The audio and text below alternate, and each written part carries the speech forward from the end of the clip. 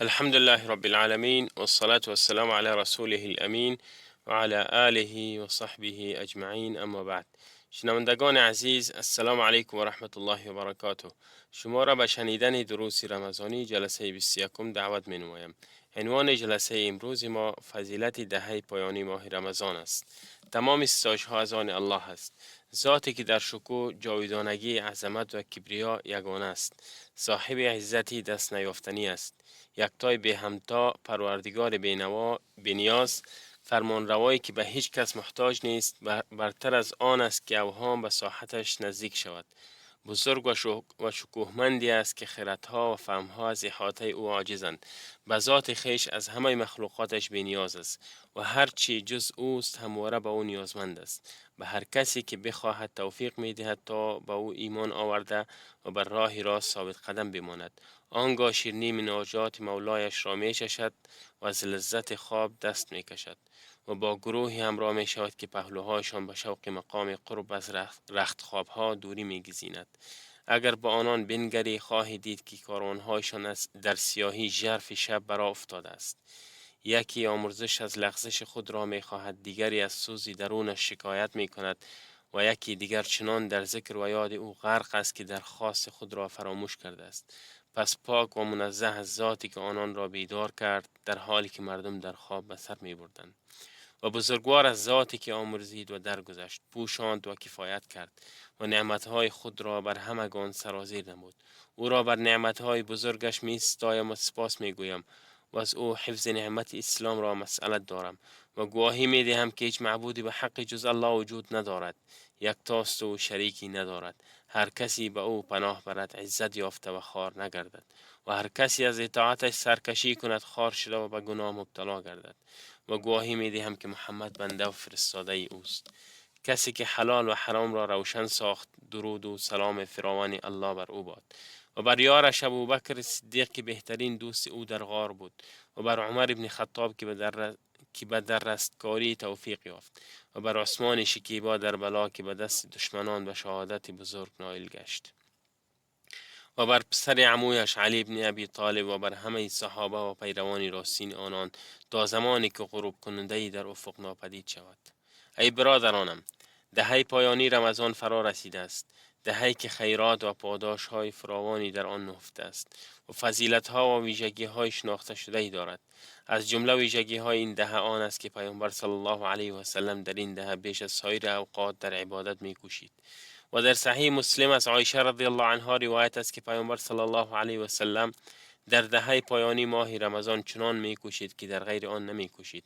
و همچنین در صحیحین از عایشه رضی الله عنها روایت شده است که می گوید چون دهه پایانی ماه رمضان فرا می رسید، پیامبر صلی الله علیه و سلم کمر همت می بست و شب را زنده می داشت و خانواده اش را بیدار می کرد. و در مسند امام احمد از او روایت است که می گوید پیامبر صلی الله علیه و سلم 20 روز نخست ماه رمضان را با نماز و خواب سپری می کرد. اما چون دهه پایانی فرا می رسید، آستین بالا می زد و کمر همت می بست. این احادیث بر فضیلت دهه پایانی ماه رمضان دلالت دارد، زیرا پیامبر صلی الله علیه و سلم در آن بیش از دیگر اوقات به عبادت می پرداخت و این تلاش و کوشش همه انواع عبادات را در بر می گرفت. نماز، تلاوت قرآن، ذکر، صدقه و غیره. و نیز از این رو که پیامبر صلی الله علیه و سلم کمر می بست، یعنی از همسرانش کناره می گرفت تا یکسره به نماز و ذکر بپردازد. و نیز از این جهت که شب را با نماز و تلاوت و ذکر و یاد الله بدل و زبان و همه جوارح زنده می داشت. آن هم به سبب شرافت این شبها و در جستجوی شب قدر، همان شبی که هر کسی آن را با ایمان و امید به اجر و پاداش زنده بدارد، الله متعال گناهان گذشته‌اش را می آمرزد.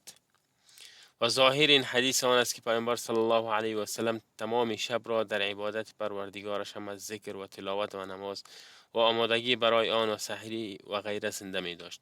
و بعد این سان میان این روایت و آنچه در صحیح مسلم از عایشه رضی الله عنها روایت است که میگوید سراغ ندارم که پیامبر صلی الله علیه و سلم شبی را تا سپیده دم به شب زنده‌داری گذرانده باشد.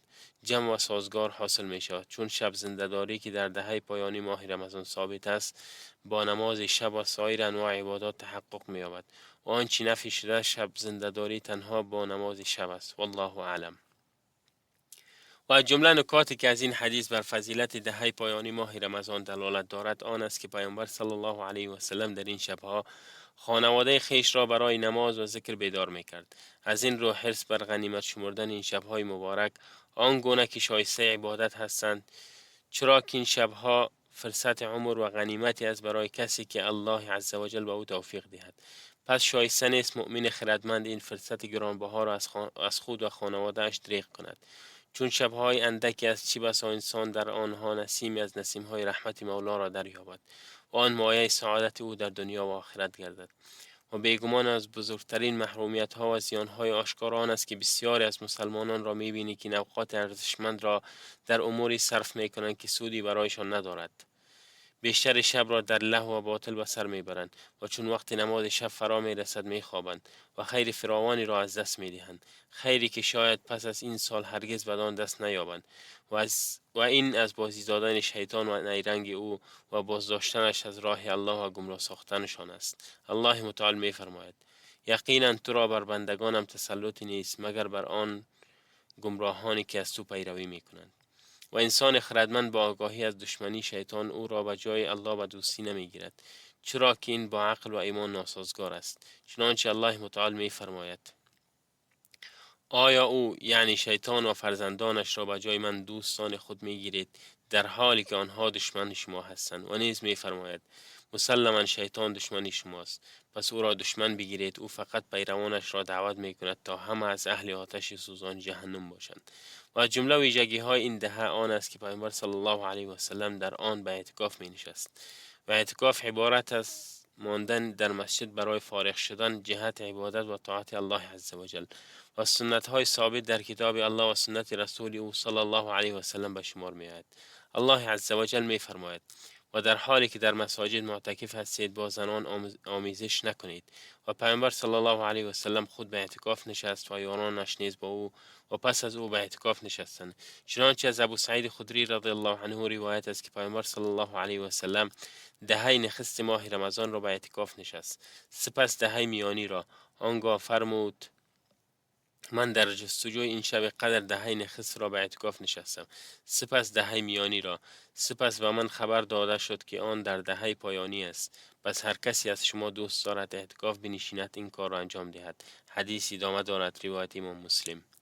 و در صحیحین از عایشه رضی الله عنها روایت است که میگوید پیامبر صلی الله علیه و سلم دهه پایانی ماه رمضان را به اعتکاف می نشست تا آنگاه که الله عزوجل او را قبض روح نمود. سپس همسرانش پس از او به اعتکاف نشستند. و همچنین در صحیح بخاری از عایشه رضی الله عنها روایت است که میگوید پیامبر صلی الله علیه و سلم هر سال در ماه رمضان 10 روز به اعتکاف می نشست و سالی که در آن قبض روح شد 20 روز به اعتکاف نشست. و از انس رضی الله عنه روایت است که میگوید پیامبر صلی الله علیه و سلم دهه پایانی رمضان را به اعتکاف می نشست. 1 سال اعتکاف ننشست و چون سال بعد فرا رسید 20 روز به اعتکاف نشست. روایت امام احمد و امام ترمذی آن را صحیح دانسته است. و از عایشه رضی الله عنها روایت است که میگوید هرگاه پیامبر صلی الله علیه و سلم میخواست به اعتکاف بنشیند نماز صبح را میگذارد، سپس وارد محل اعتکاف خود میشد. عایشه از او اجازه خواست و به او اجازه داد. پس برای او خیمه برپا کردند. سپس حفصه از عایشه خواست تا برای او نیز اجازه بگیرد. عایشه چنین کرد و برای او نیز خیمه برپا شد. چون زینب این را دید دستور داد برای او نیز خیمه بزنند. هنگامی که پیامبر صلی الله علیه و سلم این خیمه ها را دید فرمود: این چیست؟ گفتند خیمه های عایشه و حفصه و زینب است. پیامبر صلی الله علیه و سلم فرمود: آیا به این کار قصد نیکی دارند؟ آنها را برچینید، نمیخوام آنها را ببینم. پس خیمه ها را برچیدند و پیامبر صلی الله علیه و سلم اعتکاف آن رمضان را ترک کرد تا آنکه در دهه نخست شوال به اعتکاف نشست. این ماجرا در روایات بخاری و مسلم آمده است. و امام احمد بن حنبل رحمه الله میگوید من در میان علما کسی را نمیشناسم که در سنت بودن اعتکاف اختلاف نظر داشته باشد. و مقصود از اعتکاف آن است که انسان از مردم کناره گیرد و خود را در یکی از مساجد الله با هدف پرداختن به طاعت الله و جستجوی فضیلت و پاداش او و درک شب قدر فارغ سازد. از این رو شایسته است معتکف به ذکر، تلاوت قرآن، نماز و عبادت بپردازد و سخنان دنیوی بیهوده و آنچه برای او سودی در پی ندارد بپرهیزد. با این حال گفتگو و صحبت اندک و مباح با خانواده و دیگران هرگاه مصلحتی در میان باشد مانعی ندارد. به دلیل این حدیث ام المؤمنین صفیه رضی الله عنها که میگوید پیامبر صلی الله علیه و سلم اعتکاف نشسته بود. شبی به دیدارش رفتم و با او سخن گفتم، سپس برخواستم تا بازگردم، یعنی به خانه‌ام بروم. پیامبر صلی الله علیه و سلم نیز همراه من برخاست. حدیث ادامه دارد. متفق علیه. برای معتکف همبستری و مقدمات آن مانند بوسیدن و لمس از روی شهوت حرام است، به دلیل این فرموده الله متعال: و در حالی که در مسجد معتکف هستید با زنان آمیزش نکنید. اما خارج شدن معتکف از مسجد اگر تنها بخشی از بدنش را خارج کند اشکالی ندارد. به دلیل این حدیث عایشه رضی الله عنها که میگوید پیامبر صلی الله علیه و سلم در حالی که معتکف بود سر خود را از مسجد خارج میکرد و من که در عادت ماهیانه بودم سر مبارک را میشستم. روایت امام بخاری. و در روایت دیگری آمده است عایشه رضی الله عنها در حالی که در عادت ماهیانه بود موی سر پیامبر صلی الله علیه و سلم را شانه میکرد و پیامبر صلی الله علیه و سلم که در مسجد معتکف بود سر خود را به سوی او خارج میکرد در حالی که عایشه در حجرهش قرار داشت. و اگر خروج او با تمام بدن باشد به سه دسته تقسیم می شود. اول، خارج شدن برای کاری که از نظر طبیعی یا شرعی ناگزیر است، مانند قضای حاجت، ادرار و مدفوع، وضوء واجب، غسل واجب برای جنابت یا غیره، و نیز خوردن و آشامیدن. این نوع خروج جایز است به شرط آنکه انجامش در مسجد ممکن نباشد، اما اگر امکان انجام آن در مسجد وجود داشته باشد جایز نیست، مانند آنکه در مسجد سرویس بهداشتی باشد که بتواند در آن قضای حاجت کند و غسل نماید، یا کسی باشد که خوردنی و نوشیدنی را برای او بیاورد. در این صورت به سبب بی‌نیازی خروج جایز نخواهد بود. دوم، خارج شدن برای کاری از جنس طاعت که بر او واجب نیست، مانند عیادت بیمار، شرکت در تشییع جنازه و مانند اینها. چنین کار را انجام ندهد مگر آنکه از آغاز اعتکاف شرط گذاشته باشد، مثلا بیماری دارد که دوست دارد به عیادتش رود یا بیم مرگ او می رود، پس در ابتدای اعتکاف شرط میگذارد که برای این منظور خارج شود. در این صورت اشکالی ندارد. خارج شدن برای کاری که با اعتکاف ناسازگار است، مانند خروج برای خرید و فروش یا همبستری با همسر و مباشرت با او و مانند اینها. این کارها جایز نیست، نه با شرط و نه بدون شرط، زیرا با اصل اعتکاف در تعارض است و هدف آن را نقض میکند. و از جمله ویژگی های این دهه آن است که شب قدر در آن قرار دارد، شبی که از 1000 ماه برتر است. الله شما را رحمت کند. پس قدر این دهه را بدانید و آن را ضایع نسازید. زمانش گرانبها و خیرش آشکار و روشن است.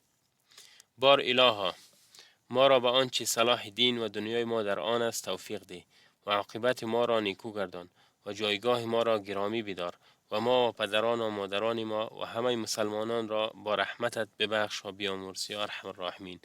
و درود و سلام الله بر پیامبر ما محمد و بر همه خاندان و یاران باد.